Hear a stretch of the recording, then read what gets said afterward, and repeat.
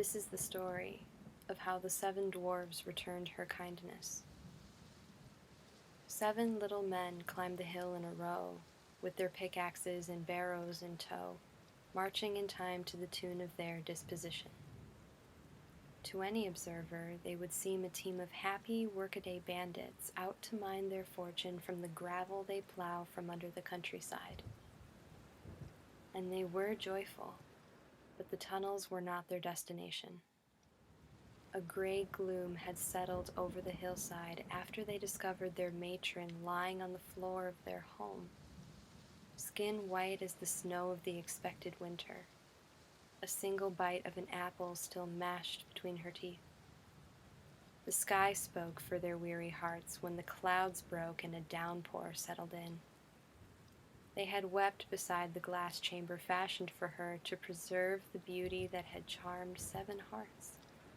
Hearts which had once only shown any care or devotion to glittering rocks gleaming back at them from the mud.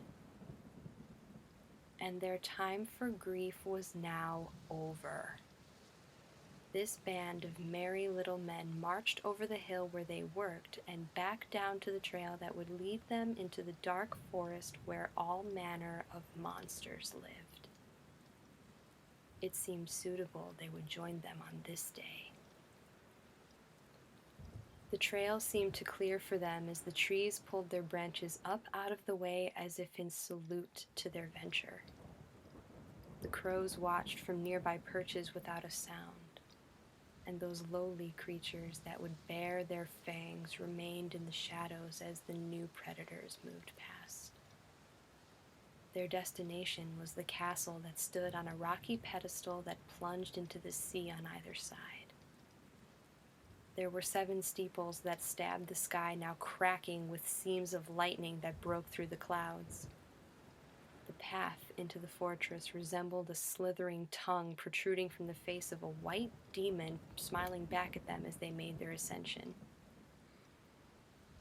And the merry, murderous men marched in, with their pickaxes and barrows, whistling their tune.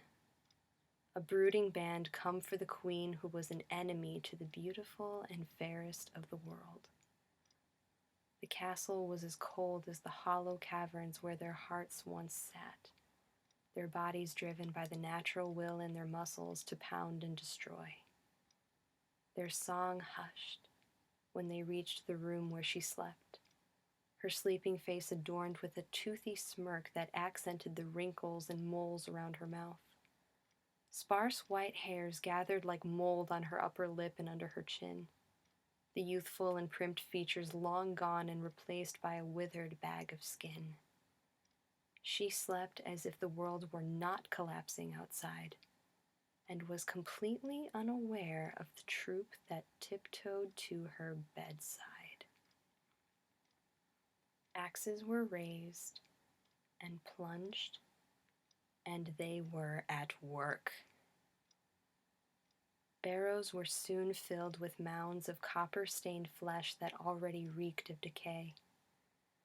Before their work was finished, they collected the liver and a lung from her chest that they would leave to appease the beasts in the wood that granted them safe passage. Their stew would be thinned that night, but they would happily live with rumbling bellies than to digest her foul excrement. They carried what remained of a fraudulent queen past a full-length mirror in her bedchamber. It was adorned with a stern face carved into the rim, whose eyes seemed to follow them toward the stairs, though it said nothing. They carried their bounty to the well near the edge of the grassy plain that led to the forest. If she reached the bottom, they heard no sound other than the thunder bursting above them. Her forgotten body fell into the abyss of darkness where she had sentenced their beauty, but her broken mass would fade quicker than her name from memory.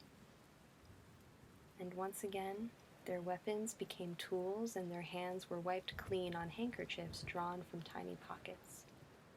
The sky continued to curse and drown this day with streaks of lightning and cannons of thunder, but the young lady remained safe and dry in her glass tomb, deaf to the stampede of horse hooves in the distance that carried the royal flags, while the 7 mourning men emerged from the wood on the other side, their whistled work tune returning to their lips.